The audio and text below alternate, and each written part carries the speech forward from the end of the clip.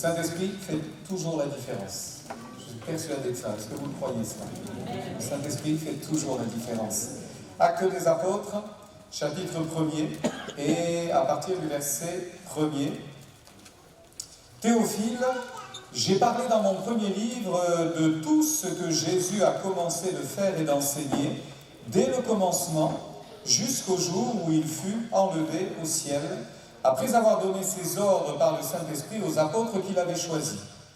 Après qu'il eut souffert, il leur apparut vivant et leur en donna plusieurs preuves, se montrant à eux pendant 40 jours et parlant des choses qui concernent le royaume de Dieu.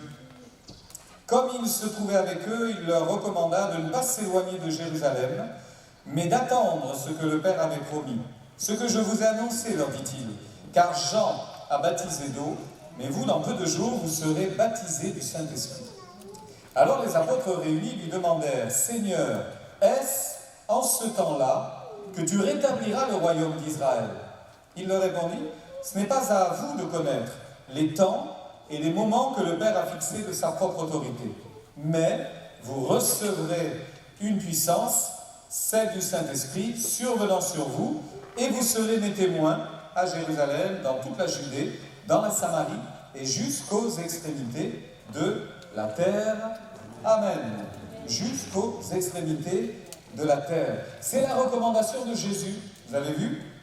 Rester à Jérusalem juste avant l'ascension, avant que lui ne parte au ciel. Il avait pris soin de dire, il vous est avantageux que je m'en aille, car si je ne m'en vais pas, vous ne recevrez pas un autre consolateur, un autre moi-même, le Saint-Esprit. Donc c'est mieux pour vous que je parte. Et puis, une fois qu'il a dit cela, il leur a dit, ce que nous venons de citer, attendez d'être visités et remplis du Saint-Esprit. Vous en avez besoin pour être témoin, pour rendre un témoignage efficace, vous avez besoin de cela. Maintenant, avez-vous remarqué quand même que les disciples ne comprennent pas bien la remarque de Jésus? Ils ne saisissent pas trop, hein, parce qu'on a l'impression que les apôtres, qui ne comprennent pas ce que Jésus est en train de dire, vous allez recevoir le Saint-Esprit, eux, ils pensent que c'est la fin de l'histoire. Est-ce en ce temps-là que tu rétabliras le royaume d'Israël? Ça ramène à une autre dispensation, lorsque les choses pour le peuple d'Israël, le pensent-ils, seront remises à l'endroit, et où finalement ils sortiront de l'esclavage, mais c'est un roi glorieux qui viendra triomphant pour les délivrer de leurs ennemis. Et Jésus dit, mais vous n'y êtes pas. Ce n'est pas la fin de l'histoire, c'est le début de l'histoire. Ce n'est pas la fin, c'est le début. Ce que je suis en train de vous partager, de vous dire, c'est qu'avec la Pentecôte et avec l'effusion de l'Esprit, c'est le début de l'évangélisation du monde. C'était ça qui était important. C'était ça qui était intéressant. C'était pas de se dire tout va s'arrêter, enfin on va voir notre Messie face à face, il a été promis, nous l'attendions depuis longtemps, eh bien ça y est, il est là. Non, non, pas du tout. C'est pas la fin de l'histoire. J'insiste, ce n'est que le commencement. Et dans Actes, au chapitre 2, on voit bien que ça part sur les chapeaux de roue. Ça part de façon truante. Ça a fait du bruit.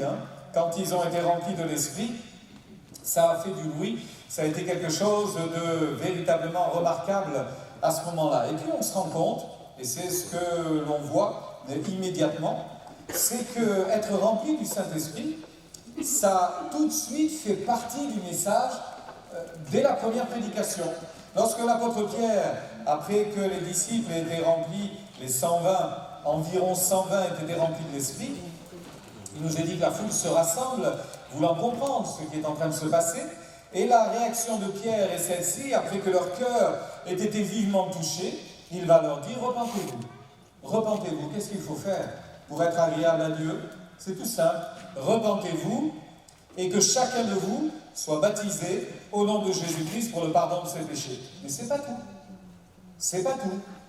Et vous recevrez le Saint-Esprit, car la promesse est pour vous, pour vos enfants, et pour tous ceux qui sont au loin, en aussi grand nombre que notre Dieu les appellera. Et un peu plus tard, au chapitre 4, il est parlé des temps de rafraîchissement. Il a immédiatement et tout de suite été question de cette effusion de l'Esprit.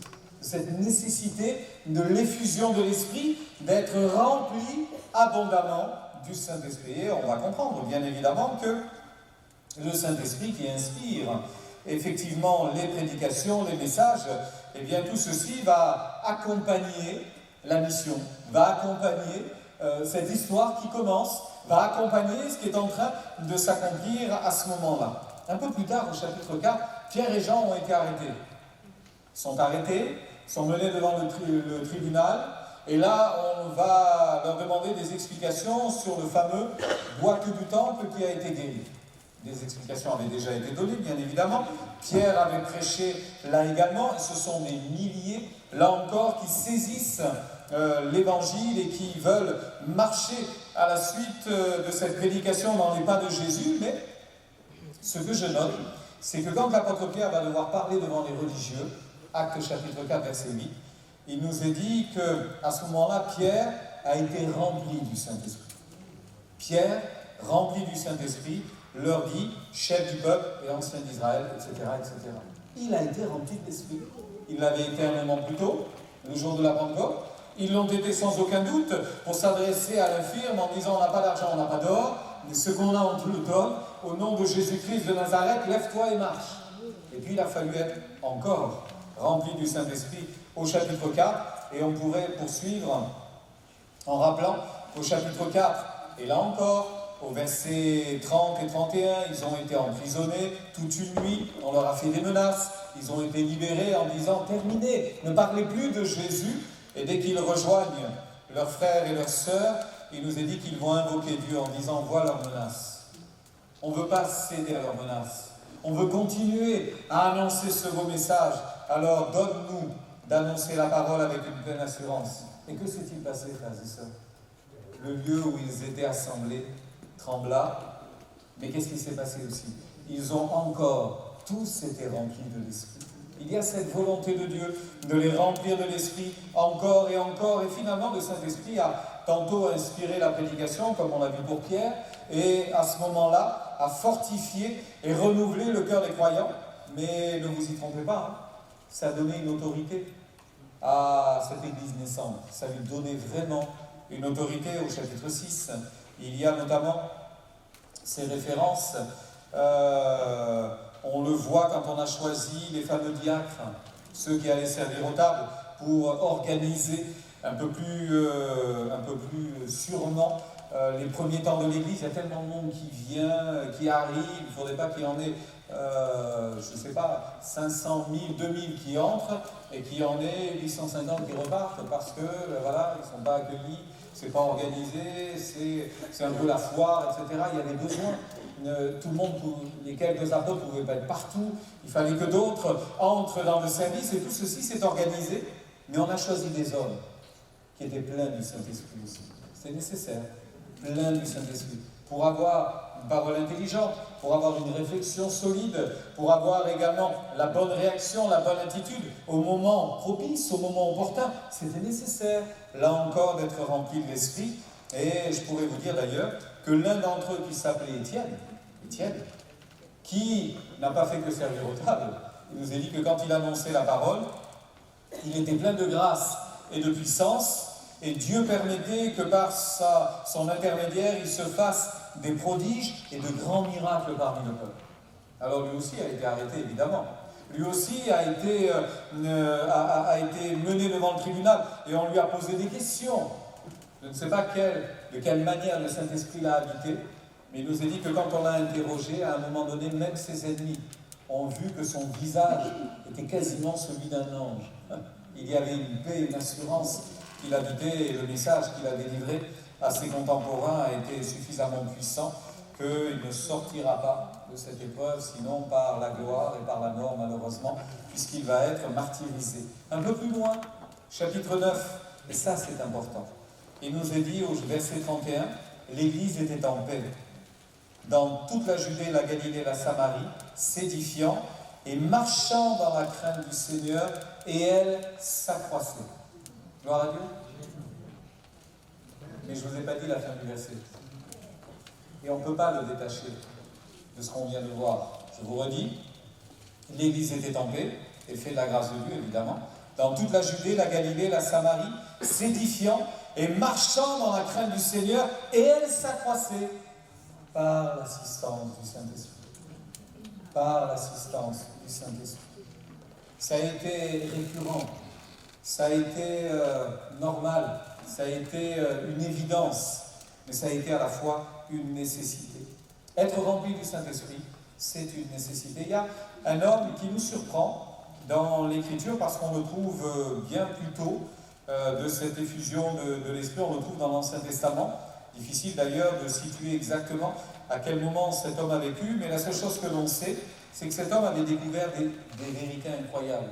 Cet homme s'appelle Élie. On n'entend pas beaucoup parler de lui, mais on entend parler de lui notamment dans le livre de Job.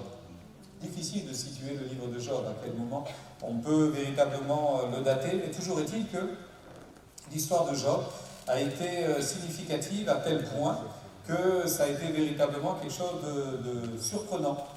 Ce qui s'est passé dans la vie de Job. Il a été outragé, blessé, meurtri, mais au-delà de tout ce qu'on peut imaginer et même penser, on se demande comment il a tenu le coup.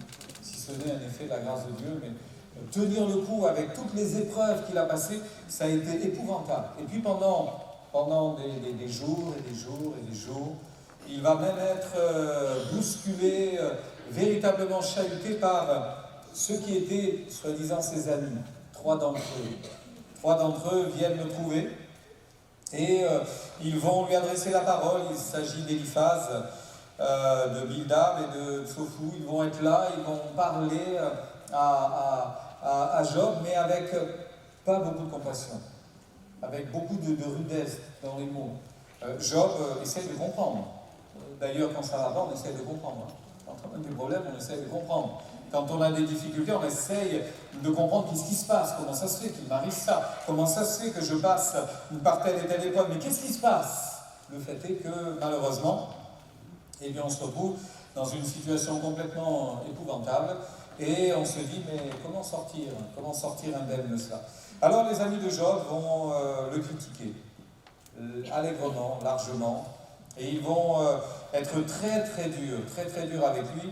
Ils vont être violents, ils vont être méchants, et ils vont lui dire, mais si ça ne va pas, c'est ta faute, qu'est-ce que tu crois? Dieu va pas blesser ses enfants s'ils sont droits comme il le fait avec toi. Et ça va durer une trentaine de chapitres.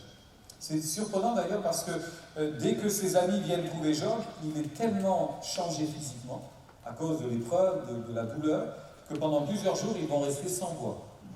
Sans voix, tellement ils sont traumatisés par ce qu'ils voient. Mais pardon, hein, quand ils ont ouvert la bouche, hein, waouh, ça a été violent. Hein, ça a été violent. Et puis d'un coup apparaît Élie. Il est curieux cet homme-là.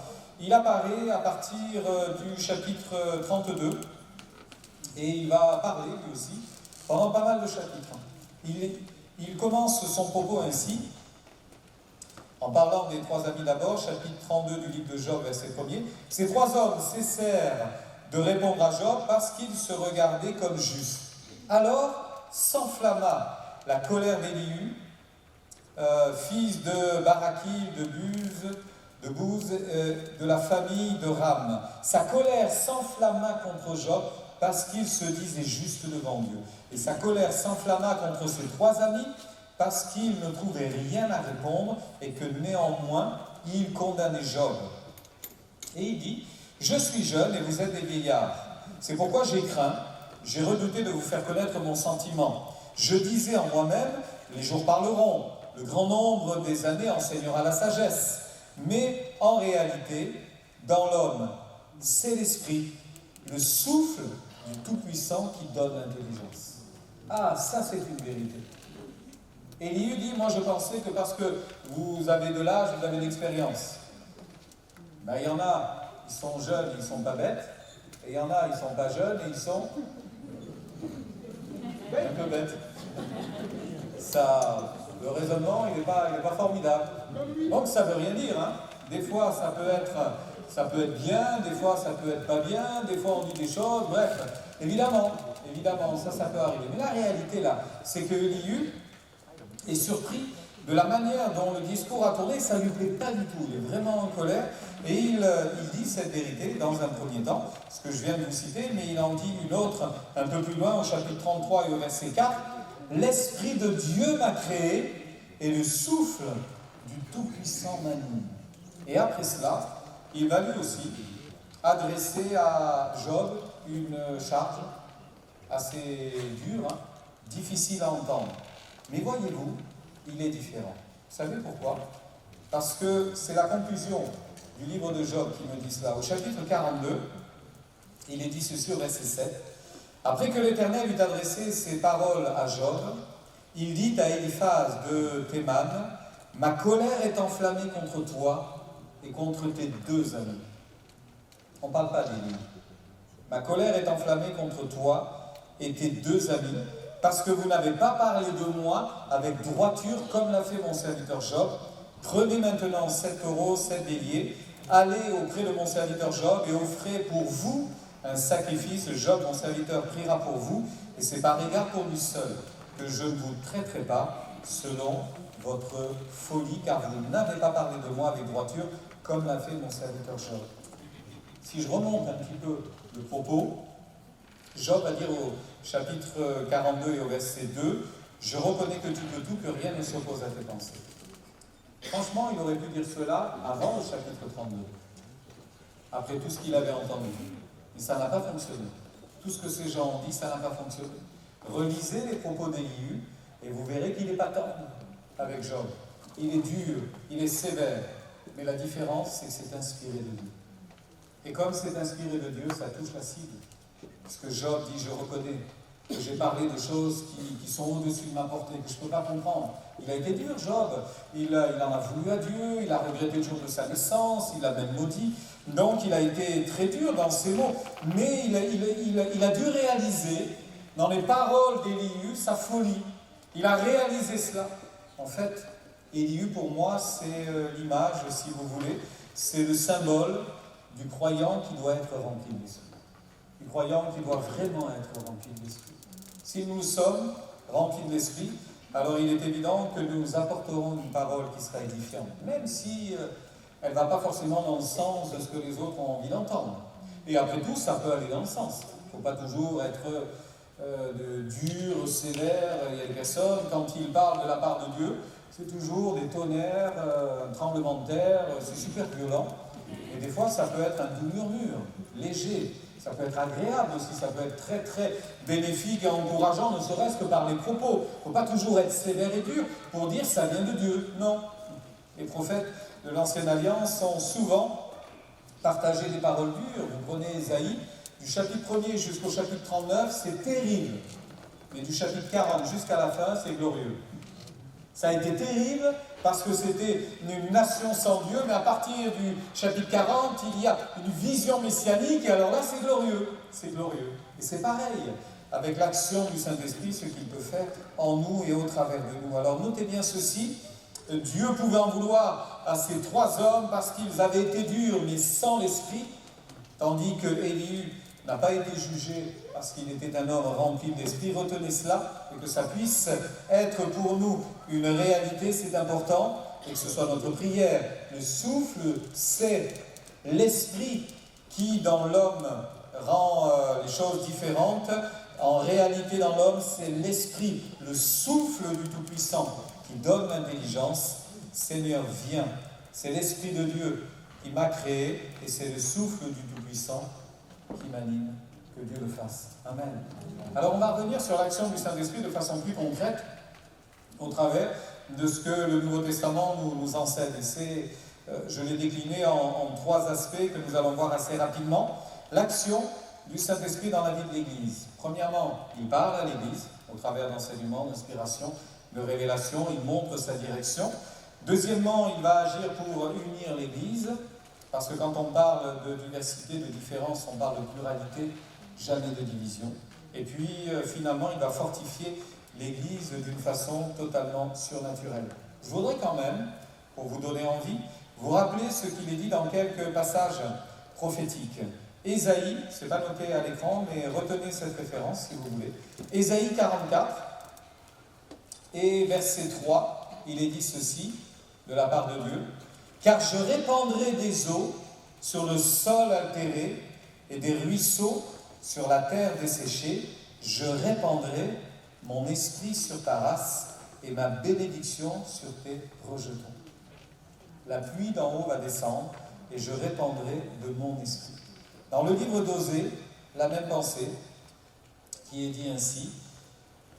Connaissons, cherchons à connaître l'Éternel. Sa venue est aussi certaine que celle de l'aurore.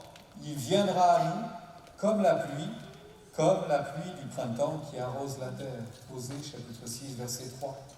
Un peu plus loin, dans le livre de Joël, un texte un peu plus long, au chapitre 2, et à partir du verset 23, il est dit « Car il vous donnera la pluie en son temps, il vous enverra la pluie de la première et de l'arrière-saison, comme autrefois. Les airs se rempliront de blé, les cuves regorgeront de vin et d'huile.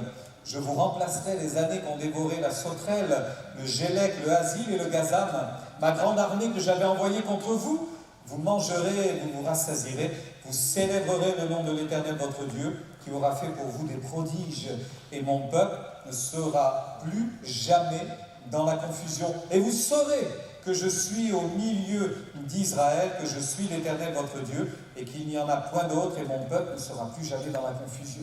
Après cela, je répandrai mon esprit sur toute chair. Vos fils et vos filles prophétiseront, vos vieillards auront des songes, et vos jeunes gens des visions, même sur les serviteurs et sur les servantes.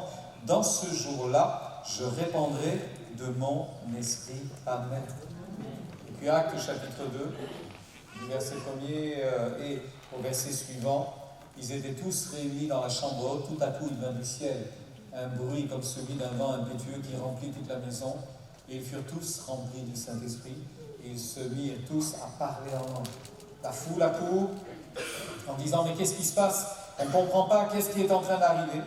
Et comme seul témoignage, ils ont « Mais comment les entendons-nous parler des merveilles de Dieu ?» Comment est-il que dans nos propres langues, nous venons de Pars, de Mède, nous sommes élamites, et d'ailleurs encore, de tout le bassin méditerranéen, nous sommes venus. Mais comment se fait-il que nous les entendons parler des louanges de Dieu, parler de la gloire de Dieu? Ils étaient remplis du Saint-Esprit. Alors, cette action, finalement, du Saint-Esprit, c'est comme la pluie qui vient, et on en a eu un petit peu, là, ces jours-ci, et beaucoup d'ailleurs se plaignent qu'il n'a pas assez plu, mais vous avez vu, quand la pluie tombe sur, et trop fortement sur une terre qui est complètement aride, sèche. Regardez en Italie ce qui s'est passé, ça rentre plus, ça ruisselle, ça crée des inondations. Mais la puissance de Dieu, aussi sec et dur que le cœur serait, quand la pluie du Saint-Esprit vient, c'est pas fait pour ruisseler, c'est fait pour rentrer. Ne laissez pas ruisseler cette effusion de l'Esprit, mais laissez-la vous imprégner, vous habiter, parce que la pluie, c'est la vie. Et là, je ne vous apprends rien, bien évidemment. Mais regardez quelle transformation. Le désert se changera en zone qui sera verte. Il y aura tellement de belles choses en oasis. Il va se passer des choses incroyables. Je changerai la confusion en bénédiction, les larmes en joie. Vous n'aviez rien, vous mourriez de faim. Bien maintenant, vos réserves, elles seront chargées, elles seront pleines. Bref, quand la pluie du ciel tombe, c'est vraiment, vraiment une transformation. Ça, voyez-vous, bien-aimés, on ne peut pas l'inventer. On ne peut pas l'inventer, l'effusion de l'Esprit. Par contre, on ne peut pas s'en passer non plus. C'est vraiment une nécessité. C'est une nécessité. Et quand on pense à la Pentecôte, eh bien, on se dit que ce n'était pas la fin de l'histoire, cette effusion de l'Esprit. C'était le commencement de l'histoire, une nouvelle histoire, pour que le monde entier puisse découvrir la fidélité et la bonté de Dieu. Alors, je voudrais arriver sur ces 3 points que vous avez à l'écran. Le Saint-Esprit parle, il parle à l'Église et il veut bénir l'Église. Vous avez des textes qui sont des textes de référence. Dans une lettre, l'apôtre Paul dit aux Corinthiens, au chapitre 12, que le Saint-Esprit va se manifester, et notamment au travers des dons spirituels qui vont remplir la famille de Dieu, le peuple de Dieu. Il est évident que l'enseignement que nous désirons apprendre de Dieu, s'il est inspiré, s'il vient et s'il y a le sceau de Dieu, ce sera une bénédiction pour vous. Ce sera une bénédiction. Cet enseignement, nous pouvons le recevoir dans un moment de prière, lorsque nous méditons la parole de Dieu nous-mêmes, ou alors nous pouvons le recevoir lorsque nous sommes ensemble et que nous partageons la parole de Dieu comme cela, et puis il y a des temps de révélation. D'ailleurs, il est bien dit ceci dans 1 Corinthiens chapitre 12, et à partir du verset 3, « Personne ne peut dire Jésus est anathème, mais personne ne peut dire non plus Jésus est le Seigneur si ce n'est par le Saint-Esprit. Alors il y aura diversité de dons, mais le même esprit, diversité de ministères, mais le même Seigneur, diversité de manifestations, d'opérations, mais le même Dieu qui opère tout en tous. Or, à chacun, la manifestation de l'Esprit est donnée pour l'utilité commune. La volonté de Dieu, c'est d'enseigner. Parole de sagesse, parole de connaissance, parole de foi, des dons d'inspiration comme cela, une prophétie, une interprétation, un discernement des esprits, bref, la volonté de Dieu, c'est de se révéler à chacun d'entre nous. Mais il peut se révéler à l'Église au travers de nous aussi. En nous utilisant, nous aussi, il peut parler aux uns et aux autres. Et quelque part, au travers des dons spirituels, eh bien, Dieu dirige l'Église. Frères et sœurs, méfions-nous de nos capacités intellectuelles, dans un premier temps. Méfions-nous également de nos émotions, de nos déductions. On se sent toute chose, on dit « Dieu m'a visité ». C'est peut-être vrai, peut-être pas. Certains sont plus émotifs que d'autres. Certains disent « Mais je ne sens pas, je ne tremble pas comme l'autre à côté de moi ». Ça ne veut pas dire qu'on n'est pas rempli de l'esprit. Méfions-nous de ce qui est simplement le caractère superficiel de l'action de l'esprit. Néanmoins, la volonté de Dieu, c'est de nous inspirer. Or, à chacun est donnée la manifestation de l'esprit. À chacun est donnée la manifestation de l'esprit. Il y a un autre texte qui revient également avec la même pensée, où dans l'Épître aux Romains d'ailleurs et dans les Éphésiens, il est dit que Dieu a donné des docteurs, des évangélistes, des enseignants, des prophètes, bref, des pasteurs, pour l'édification du corps de Christ, pour que l'Église se fortifie et qu'elle grandisse. Et quand vous regardez dans le livre des Actes, ils n'ont pas eu tous le même ministère. Ils n'ont pas tous été appelés à la même chose. D'ailleurs, je vous le citais tout à l'heure avec Étienne, et on pourrait citer Philippe et les autres, et on leur a attribué une tâche qui était très matérielle, et pourtant, dans le domaine de l'esprit, ils étaient puissants. Donc, on n'est pas en train de cantonner quelqu'un, et Dieu ne va pas nous cantonner à un service qui sera, entre guillemets, bassement matériel, ou qui serait hautement spirituel. Tout ça, c'est très subjectif, mais la volonté de Dieu, c'est de se servir de chacun d'entre nous. Et pour ceci, on a besoin d'être rempli de l'Esprit, pour nous-mêmes déjà. Que la pluie vienne et nous rafraîchisse. Que la pluie vienne et nous rafraîchisse chacun d'entre nous, et il saura nous utiliser. Quand je dis qu'il faut se méfier de nos capacités intellectuelles, parce que c'est tout simplement que quelquefois, on en arriverait à remplacer l'inspiration par nos propres déductions intellectuelles.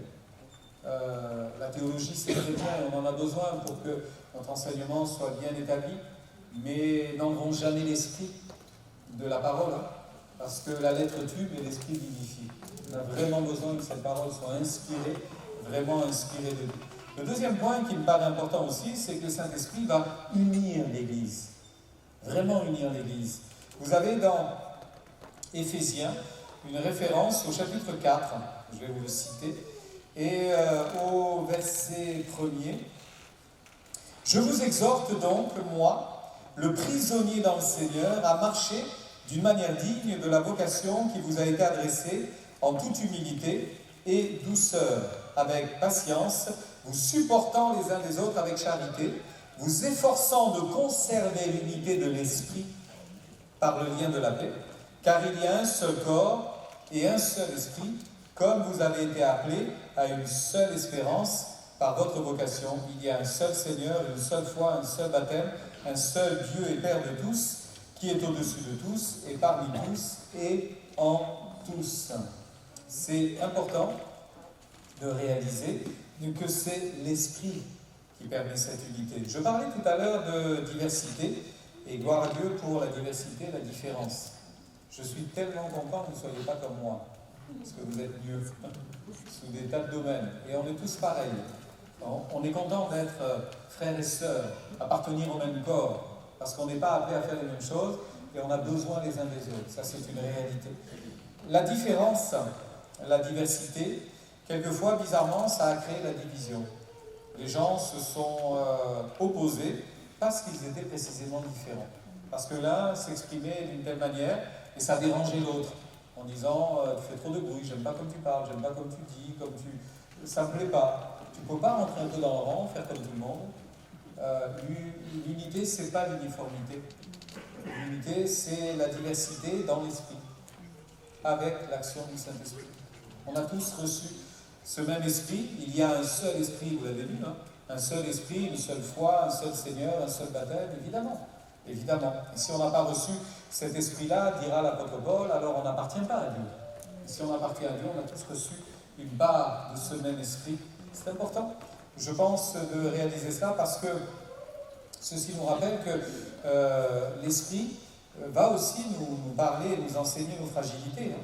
Dans l'épître aux Philippiens, au chapitre 2, et au verset 1er, vous connaissez sans doute ce texte, l'apôtre Paul dit « Si donc, il y a quelque consolation en Christ, s'il y a quelque soulagement dans la charité, s'il y a quelque union d'esprit, si vous avez bien le même esprit, si vous êtes bien unis dans le même esprit, s'il y a quelque compassion et quelque miséricorde, rendez ma joie parfaite, ayez un même sentiment, un même amour, une même âme, une même pensée, ne faites rien par esprit de parti ou par vaine gloire, mais que l'humilité vous fasse regarder les autres comme étant au-dessus de vous-même, et que chacun de vous, au lieu de considérer ses propres intérêts, considère aussi ceux des autres, ayez en vous les sentiments qui étaient en Jésus-Christ. Un peu plus loin, il dira « J'exhorte Évodie et j'exhorte Saint-Tiche à être d'un même sentiment dans le Seigneur. » On voit bien qu'il y avait des tensions parce qu'on ne pensait pas pareil. Ne travaillez pas pour votre propre parti. Ça paraît incroyable de dire qu'il peut y avoir des partis pris dans l'Église, c'est pas possible. On pense tous évidemment la même chose, on est tous habités du même esprit, évidemment, mais ça peut arriver, ça peut arriver. Et le résultat, c'est que ce lien que le Saint-Esprit crée, ben, il est abîmé, il est distendu, il est fragilisé. Comprenez bien que le Saint-Esprit, bien souvent, nous révèle nos propres fragilités, nous révèle nos faiblesses. s'il y a quelque union d'esprit et il y a un même sentiment. Si je ne suis pas d'accord avec mon frère, ma soeur, c'est peut-être lui le problème, mais c'est peut-être moi. C'est peut-être lui, mais c'est peut-être moi. Donc j'ai besoin de regarder mes propres fragilités pour dire, Seigneur, avant d'aller enlever la paille qui est dans l'œil de mon voisin, il faudrait peut-être que j'enlève la poutre qui est dans le mien, j'y verrai plus clair. Vous connaissez l'histoire? C'est souvent comme ça que les choses se tendent. Et c'est comme ça que l'animosité s'installe. Mais le Saint-Esprit est là pour unir l'Église. Et gloire à Dieu, parce qu'on est tous différents. Et je crois à une effusion de l'Esprit complètement différente. Et si elle est vraiment diverse, alors elle va être plurielle, mais elle va être bénissante pour l'Église. Parce que je vais certainement réaliser que, puisqu'on est précisément différents, il y a quand même des défis à relever pour notre propre vie et pour l'évangélisation du monde, évidemment. Et le Saint-Esprit va créer ce lien. Il va créer de la solidité dans les relations fraternelles, et ça va permettre à l'Église d'être solide.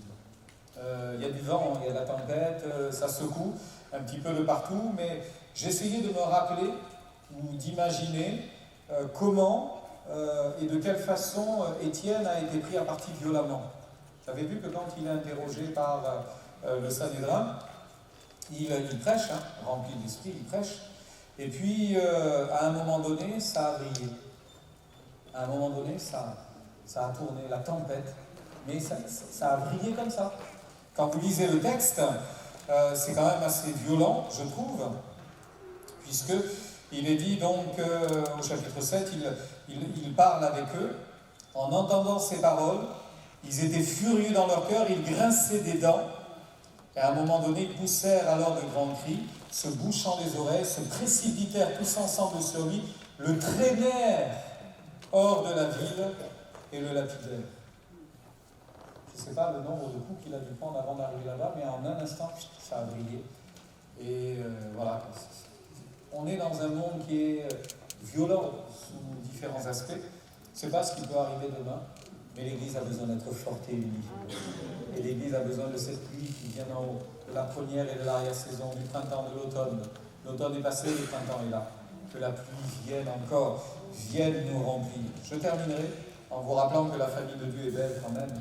Je terminerai sur ce Saint-Esprit qui fortifie l'Église et qui fortifiera toujours l'Église de façon surnaturelle. Au début, ils ont été remplis de l'Esprit, on a dit qu'ils étaient fous. Pierre a dit non, c'est l'effusion de l'Esprit, c'est ce que le prophète Joël avait annoncé, et on pourrait rappeler Ésaïe, on pourrait rappeler Osée, tout ce que l'on a lu tout à l'heure. C'est normal, mais tout de suite après, il y a eu une démonstration de puissance. Le nombre d'infirmes guéris, le nombre de gens convaincus de péché, des docteurs de la loi acceptaient Jésus et le message de la foi. Ils acceptaient cela secrètement. Dans Jérusalem, ça a été une révolution. Mais à chaque fois que l'Évangile a été plus loin, a franchi un nouveau seuil, a ouvert une nouvelle porte, à chaque fois il y a eu cette démonstration de l'esprit et de puissance. Et j'ai envie de dire que c'est là le secret. À l'un, Dieu a donné une parole de connaissance.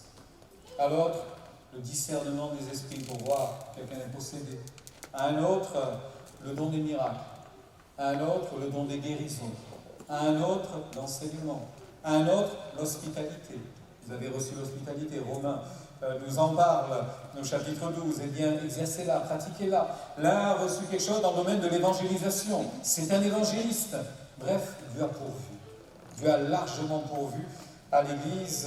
Et voyez-vous, si le Saint-Esprit ne fortifie pas l'Église de manière surnaturelle, on n'a pas de secret. On n'a pas de botte secrète. On n'a rien. Par contre, si le Saint-Esprit commence à agir et continue à agir, c'est là le secret. Comme je le disais tout à l'heure, on n'invente pas la présence de Dieu, mais c'est une nécessité, cette effusion d'esprit. Et là, on a le secret de ce que Dieu peut et voudrait encore accomplir. Alors, frères et sœurs, et c'est sous forme de questions que je conclue, est-ce que le Saint-Esprit, je crois que oui, bien sûr, est-ce que le Saint-Esprit est encore libre d'agir dans l'Église? Est-ce que ce matin, il est libre de faire ce qu'il veut, comme il veut? À l'un, à l'autre, il va donner, il va faire, il va agir, il va se manifester. Est-ce que le Saint-Esprit est encore libre d'agir en moi? En moi. Quand je dis cela, je pense, si quelqu'un a manifesté une parole qui vienne de Dieu et que quelqu'un d'autre dit non, ça ne me plaît pas, c'est pas bien, etc. Parce que je laisse le Saint-Esprit agir encore en moi pour dire pardon, Seigneur, d'avoir des pensées comme cela, et je veux être sensible, je veux écouter, je veux rentrer dans cette direction de l'Esprit et laisser le Seigneur agir. Si on ne laisse pas le Saint-Esprit agir, il n'agira pas. Si on le laisse agir, il agira. Ça ne veut pas dire qu'il va faire n'importe quoi, hein. Parce que nous, on fait n'importe quoi, lui, jamais. Lui, c'est jamais n'importe quoi. C'est toujours bien. Sauf que ça peut nous déranger, ça peut nous déstabiliser, ça peut nous bousculer parce que, franchement, on n'a pas l'habitude. Notre Église, elle n'est pas comme ça. Elle sort un peu du cadre, c'est un peu dérangeant. Le compte à rebours est lancé, frères et sœurs, parce que, est-ce que je suis capable de croire, moi, personnellement, à son intervention, à son ingérence dans ma vie, à son ingérence dans ma vie, à son ingérence dans l'Église, à son ingérence dans notre programme d'une réunion. Est-ce que j'accepterais que le Saint-Esprit mette la fin au début et le début à la fin? Mais non, on a un programme. Premièrement, il y a ça, c'est le pasteur qui dit bonjour à l'Église. Deuxièmement, il y a du chant. Troisièmement, il y a ça. Mais qu'est-ce que tu fais, Seigneur? Tu es en train de tout mettre à l'envers? On ne sait pas. On ne sait pas. On aurait pu débuter notre culte et alors que j'étais en train de parler, quelqu'un aurait pu se mettre à pleurer, tomber à genoux, crier à Dieu pour lui demander pardon pour ses fautes. Et qu'est-ce qu'on aurait fait? On lui aurait dit tais-toi tout à l'heure, c'est pas le moment, on n'est pas dans ta vie. On n'aurait pas fait ça. On aurait laissé faire. Peut-être qu'il y en aurait eu un deuxième, un troisième. Et bien là, j'aurais arrêté de parler, je serais parti m'asseoir, moi aussi. Ben oui. Et peut-être que si ça avait pris tout le temps du culte et tout cet espace-là, on n'aurait pas prêché. Je vous aurais simplement dit à la fin, ben, ce que je voulais vous dire, on l'a vu, on l'a entendu, j'ai rien à dire. Ben oui. Est-ce qu'on est capable? Est-ce qu'on croit à ce que ben, ce Dieu-là est capable d'intervenir? Et est-ce que je crois, j'insiste, à son ingérence possible, qu'il vienne bousculer ce que j'ai? Alors le compte à rebours est lancé, frères et sœurs, parce que d'un côté, le Saint-Esprit a été répandu, et de l'autre, le temps file, presse, c'est bientôt la fin. C'est bientôt la fin, Jésus revient. Et en attendant, eh bien notre position, c'est celle-ci: je crois, Seigneur, j'aspire et je prends cette effusion de l'Esprit, je la veux, je la souhaite, je la désire, du fond de mon cœur, je veux être habité de l'Esprit. Il leur recommanda de ne pas s'éloigner de Jérusalem, mais d'attendre ce que le Père a promis. Vous recevrez le Saint-Esprit. Ah, ce sera la fin? Non, ce sera le commencement. Si le Seigneur nous a remplis d'Esprit, gloire à Dieu, et ça pourrait être un nouveau commencement, un nouveau départ, à nouveau une effusion, à nouveau être rempli de l'Esprit. Et si nous ne l'avons jamais été, que ce soit le début de votre histoire ce matin, que le Saint-Esprit vienne vous visiter et qu'il vous remplisse maintenant. Amen.